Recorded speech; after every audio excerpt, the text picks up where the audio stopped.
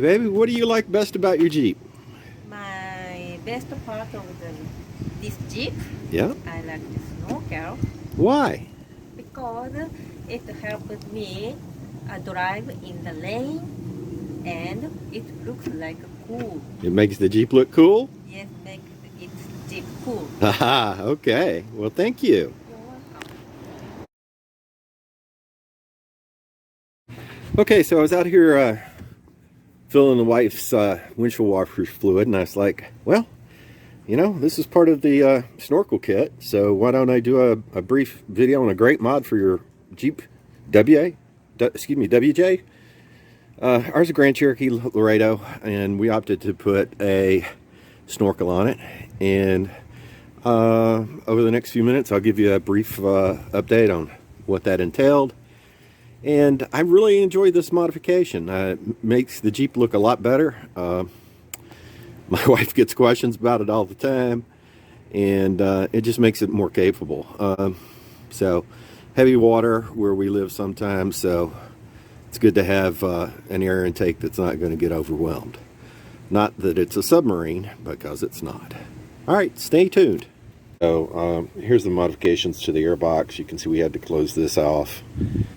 It still goes into the engine bay, and the air intake for the engine's right there. The new intake for fresh air is down below here. So there's a cut in the fender on the inside right there. Hopefully you can see it. I'm not sure the light's that great. And then one of the things you have to do is also replace the windshield wiper bottle fluid connector. So it comes with a new one. This kit did. And this is, I guess, I don't want to say a Chinese knockoff, because I got it out of Europe, actually, out of England. But it came with the windshield wiper bottle modified to fit in this application. Okay, and once again, I know this isn't the best video, but it'll give you an idea of some of the work involved. So you have to remove, you know, the existing water bottle. For the washer fluid, you have to install the new one. Most of that work is done underneath the vehicle. And this is a long intake spout that comes up from the bottom, so you can access it. So it's definitely different than the factory one. Once again, you know, hopefully you can see right there is where you can see the hose clamp where we modified the air intake. Okay, so here's the interior view. So for the new air intake, it's this piece right in here. So you cut out a large hole, you mount in a male adapter, for lack of a better term, to your existing air box, and that's what goes out to connect with the Snorkel.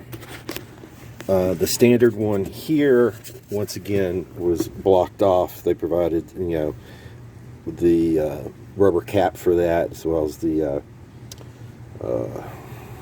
hose clamp. So you got to pull the air box out. You got to cut your hole. You got to drill around and mount that item, that adapter, and use a lot of the black silicone to waterproof it. Once again, it's kind of hard to see down in here. So under these hoses, you know, we had to cut part of the fender out here, and then there is a rubber piece.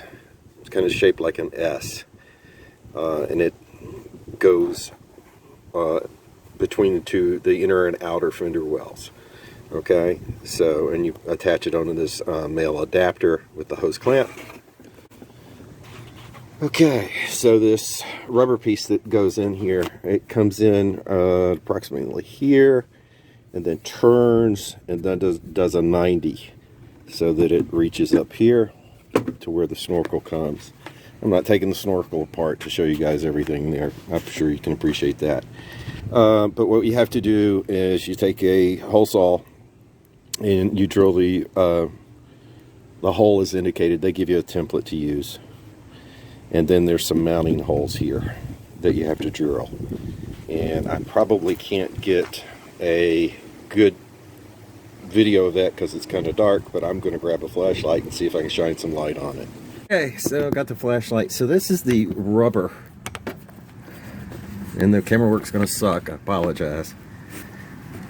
So this is that rubber S piece, and you can see right here where we had to cut through for to mate up with the airbox.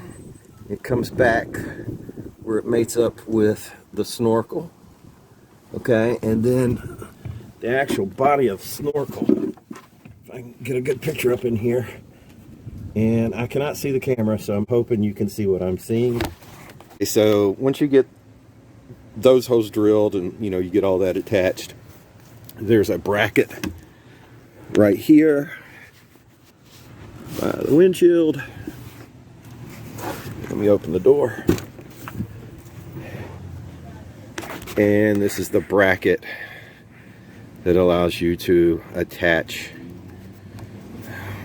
the snorkel to part of the windshield frame, is what I'm going to call it. Maybe the A-frame? I don't know. Alright, but you do have to cut your weather stripping, and then you have to rivet that in place. So, if you don't have a riveter, you're going to need one. The top section's pretty easy. Once again, it just kind of bolts on. Give you an indication right there. So as you can see, the mechanics of all the snorkels are basically the same. You're going to have to drill some holes, apply some bolts. You're going to have to modify air boxes, and get everything to fit back together. Once again, probably the most pain in the tookest thing to do was this water reservoir relocation kit. And the simple reason for that is it's hard to get to, and it's hard to get to for me. It's located right there. So you can see that's what the new one looks like, and that's where the tubing and everything goes. So it's just hard to get it all aligned up so it goes where you need it to go, and you utilize most of the the same mounting hardware, etc., etc. So I don't think that was a problem at all. But working alone with it, maybe it was just me, but I found that to be the hardest part. Not the most nerve-wracking. Nerve-wracking is always drilling the holes and not knowing if you're gonna get them exactly where you need them.